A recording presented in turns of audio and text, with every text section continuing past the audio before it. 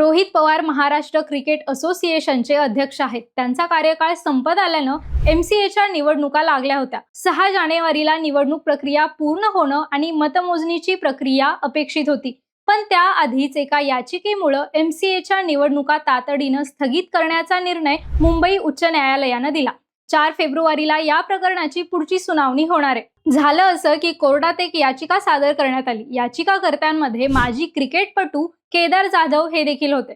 केदार जाधव यांच्या आरोपांनुसार 25 डिसेंबरला एमसीएची मतदार यादी समोर आली।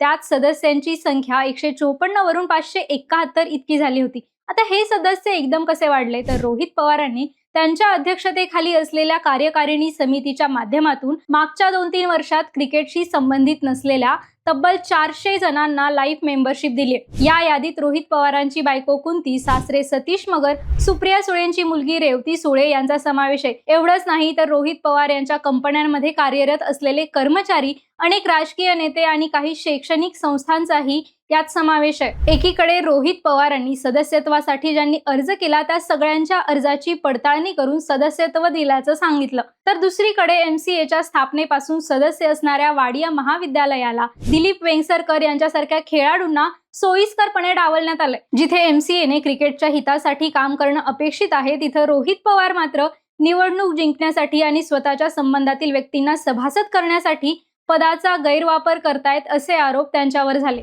याआधी निवडणूक जाहीर झाली तेव्हा देखील उमेदवारी यादीवरून एमसीएत घोळ झाला होता। एमसीएचे जुने सदस्य श्रीपाद हळवे यांनी इतर काही सदस्यांसह आक्षेप घेतला होता की काही उमेदवारांना नियमबाह्य पद्धतीने संधी देण्यात आली असून अंतिम यादी जाहीर करताना पारदर्शकता पाळली गेली नाही। पण निवडणूक अधिकाऱ्यांनी कोणतंही ठोस कारण न देता त्यांच्या हरकती फेटाळल्या आणि थेट अंतिम उमेदवारी यादी जाहीर केली असाही दावा याचिकांमध्ये केला गेला। त्यामुळे रोहित पवारांच्या अध्यक्षतेखाली एमसीएचा वापर स्वतःच्या संबंधातील लोकांना पद देण्यासाठी होतोय आणि त्यामुळे क्रिकेटचे हित मात्र मागे पडतंय असे आरोप होत आहेत।